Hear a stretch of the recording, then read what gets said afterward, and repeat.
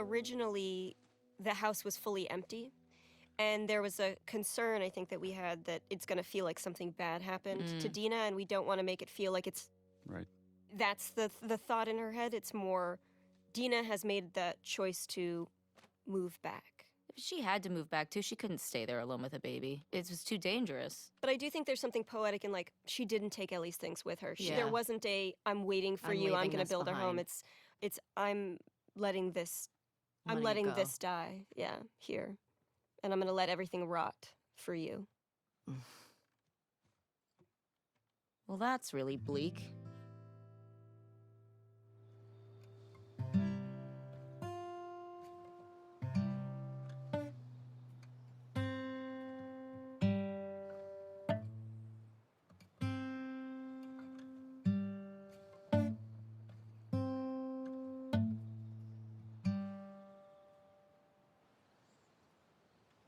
Yeah, we wanted to create a metaphor for the unintended consequences of pursuing justice at any cost. And here we get to feel it of this song that means so much to Ellie, she just can't play it anymore.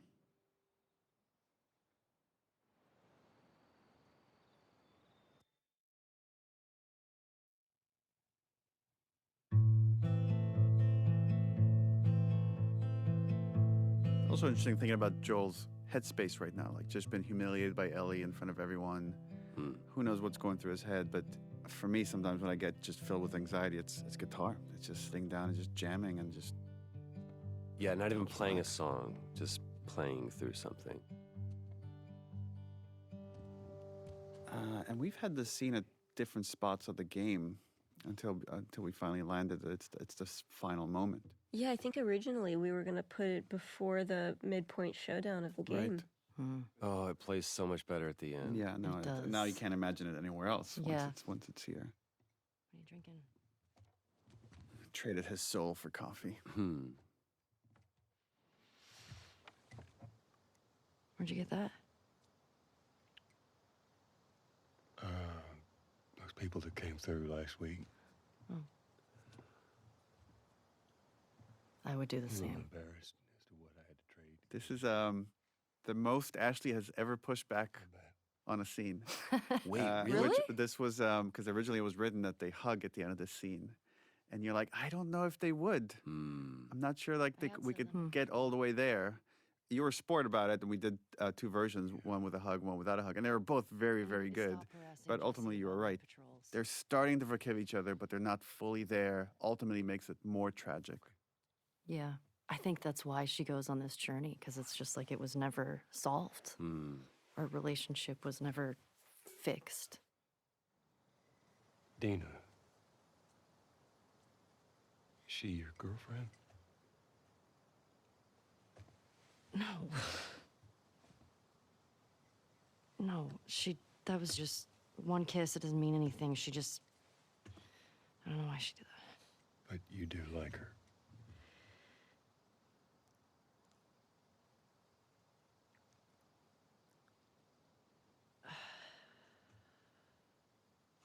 They just have like a father-daughter moment. Just this Yeah. exchange about this crush that she has on this other girl, and Joel telling her like she would be lucky to have you. Again, he has unconditional love for Ellie, and that's what drives her mad. It'd be so much easier if he was If just he a was complete just- piece of shit. Oh, If yeah. you could just forget about him, Yeah.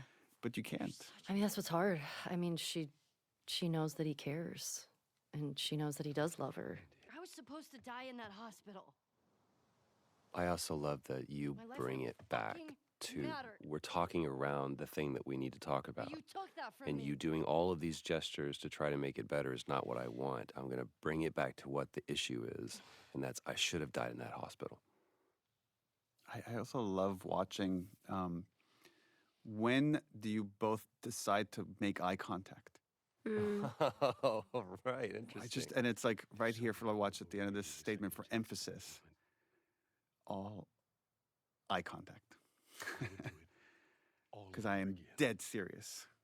I don't care the cost. I would do it all over again. Even if it means I lose you.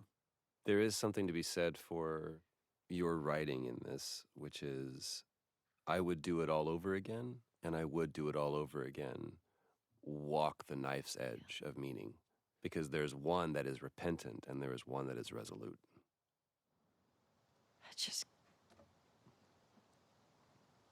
I don't think I can ever forgive you for that.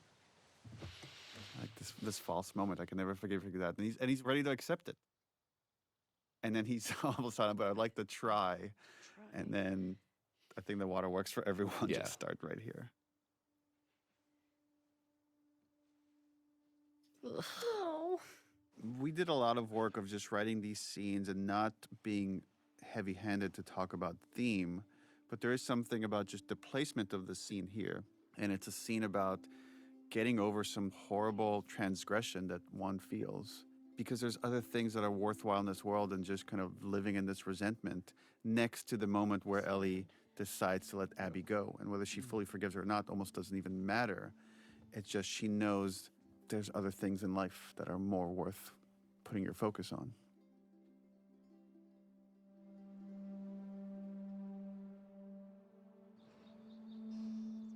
It's interesting seeing since the game has come out. It's been out for a few years now. How many different interpretations there are for this leaving of the guitar here. Whether it's she's fully forgiven Joel, or whether she's fully forgiven Abby, or whether she's willing to move on, or whether she just doesn't want to be under Joel's shadows anymore. And when people always I don't know if you get this often, people often come to me and they want the answer. They're like, which one is it? Mm-hmm. And I'm like, it's all those things. It's all those things in some way. Like, people's minds are so is. complicated. Yeah. I mean, I think it's what we've been talking about with grief and how that can sort of manifest in somebody. I'll caveat by saying this is my own interpretation. And it doesn't mean that it's right. It's just mine. But sometimes you have so many triggers of for trauma that you just need to let anything that might trigger you, you just have to let it go and start over. I mean, how I felt in that moment of, it's easier just to not get close to people. We know when we were writing this, we had so many conversations about leaving it on a hopeful note. And even though it's very dark, I do find it to be a hopeful note. It's left with that question of once you've committed all these atrocities yourself, can you come back from that? And we saw that Joel was able to, and then maybe Ellie could as well. I remember when you guys told me that was going to happen, and I was very nervous. Man, what a journey. It's a long game. It's a long game. I'm curious, how do you interpret her leaving the guitar behind Ashley? Because she could have taken it with her. She could learn to play left-handed. I think that so much of it is...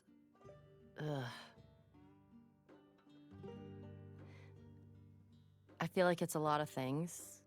I feel like some of it is... Deserving is not the word that I'm looking for, but I feel like there's a part of Ellie that's like, you know what, this is part of a life that I had that I now have to kind of leave behind because of the choices that I've made and the things that I did. And I think it's gonna be easier if I just leave it all and not have to go back and try to visit it every day. And I think also having if she did take the guitar with her, that would be a constant reminder of Joel. Like it would be triggering. It would be triggering in a way. And I think, if Ellie had therapy in this world, it probably would have ended differently. But as someone who knows, like when you go through stuff and you just kind of trash compactor it down into your body and not deal with it, I think that's kind of where she's at. But kind of just if I leave it all behind, this is what I kind of deserve. Do you think if she leaves the guitar behind, she's hoping that she will no longer have the... Yeah, I think there's a little bit of that there, of maybe if I don't have this reminder, I'll get over it, because trying to find revenge and retribution, that didn't fill that hole. What do you think it is? What do you guys think it is when you were thinking of leaving the guitar there? And specifically because cutting off the fingers was a very strong choice to not be able to play the guitar and have that connection anymore. Sometimes it's hard to kind of reverse engineer what was the inspiration or the process, but I find playing guitar so therapeutic. And I associate music with specific times in my life and memories that then if someone were to take that away from me, and especially if I were responsible for the reason it's taken away from me, then it might be too hard to just constantly play it badly, or especially this particular guitar that's gifted to her by Joel. And right, her memories with Joel are, I think, mostly positive, but it's mixed with some negative stuff and the journey of the first game. And this is a point where I think she wants to start over, that she came to the brink of being a villain. And she's, I mean, in some ways she was, and she probably killed many people on this journey that might not have deserved that fate. But I think now she wants to go on a journey to reflect on that and find a different purpose. I'm curious, maybe Ashley and then Laura, like, how do you feel years later now? People had very strong reactions to this game, both positive and negative. And how do you feel about it? I feel like I have so many feelings about it. I feel like now, having some years behind us of the game being out, I love this game so much, and I think it's such a beautiful piece of media because of the story and the narrative and what it has to say, and that's so much to Hallie and Neil.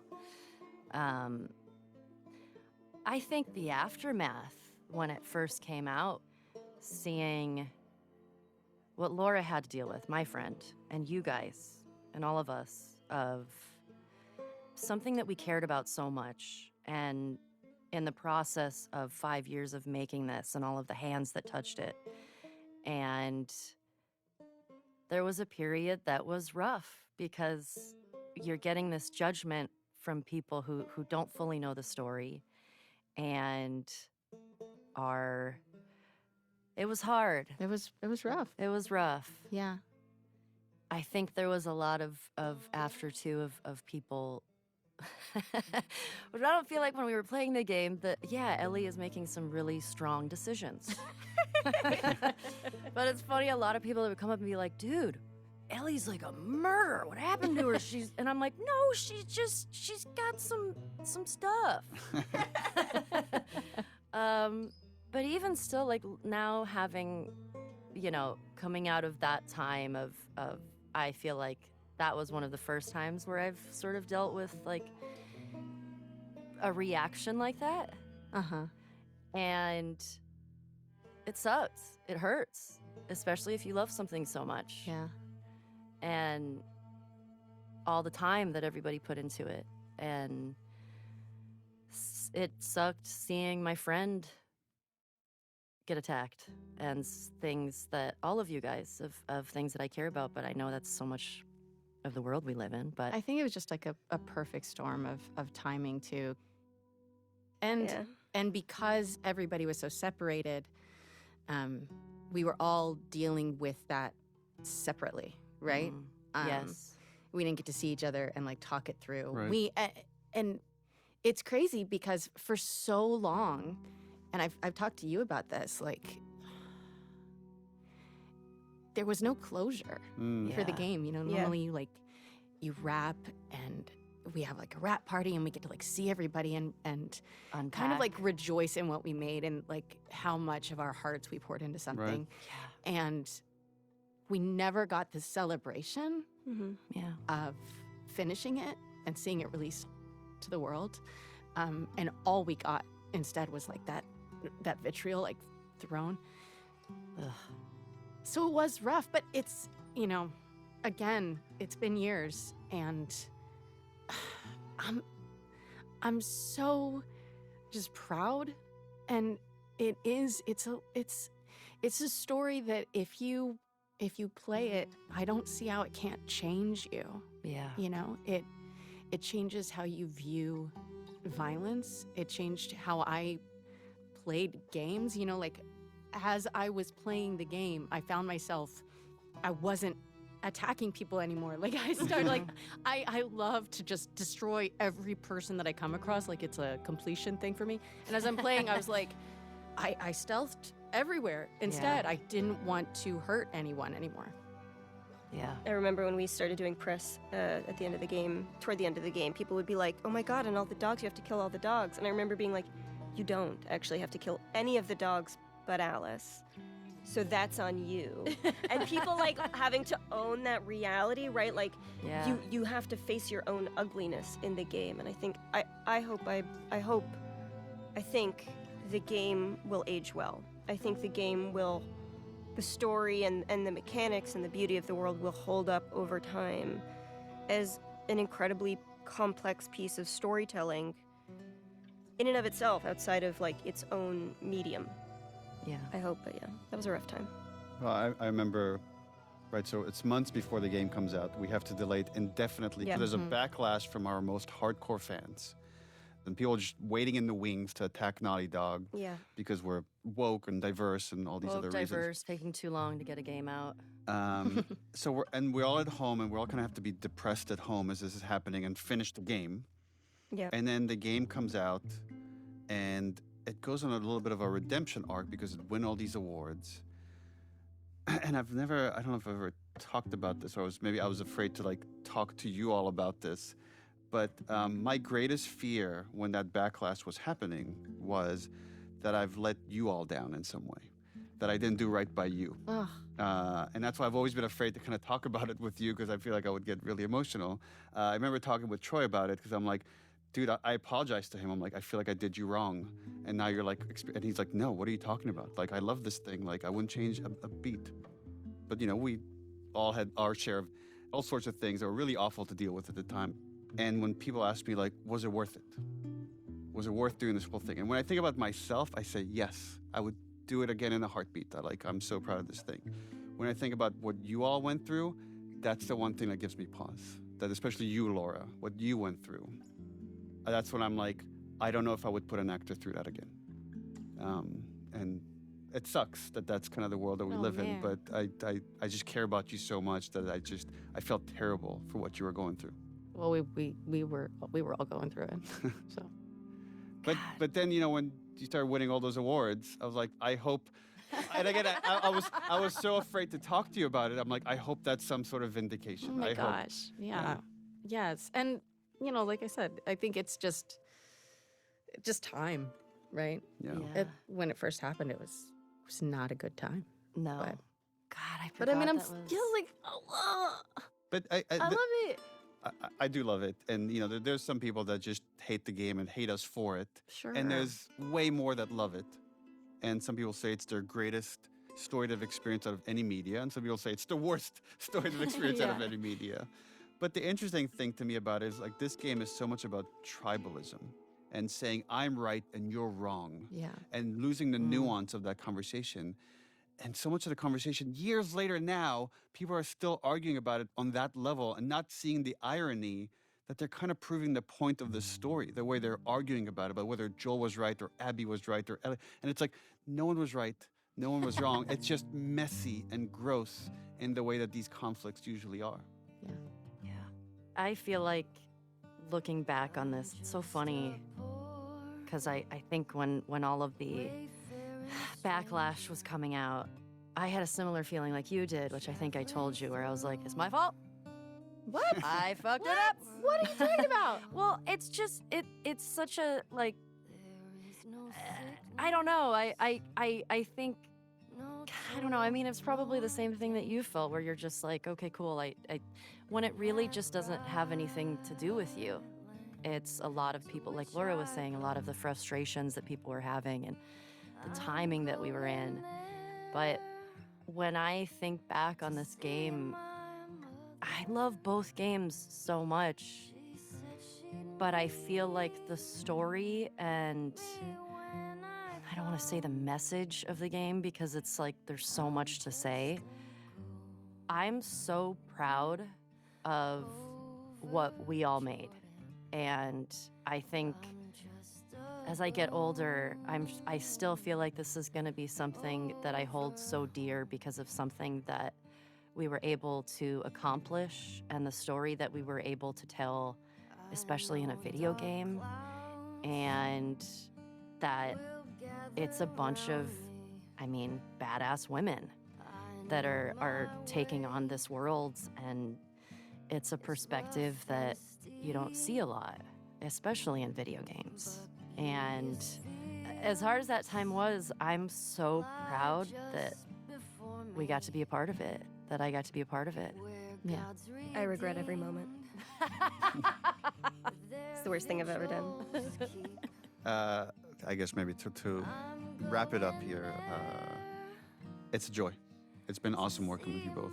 I can't wait to do it again on whatever project we might do in the future, but there's a reason that I keep coming back to working with the same people over and over again, because one, you try to find talent, but maybe even more important than that is you want to enjoy the people you work with. And despite we landed the plane, even if the landing was a bit rough with what happened there at the end. Again, just looking at myself, not for everything you've experienced, I would easily do it all over again. Same. Same. I don't know. Well, you're out. Well, I left. I would do it. I would do it all again, but I would not have a Twitter account. Maybe that's the That's the final key. lesson of Last of Us Part 2, Yes. which is Get off social media. Get off of social media. Well, after several hours with us, this is the end of our commentary. Thank you for hanging in there. I hope you got some insight into our process. As you can tell, we're very proud of this game. Until next time, endure and survive.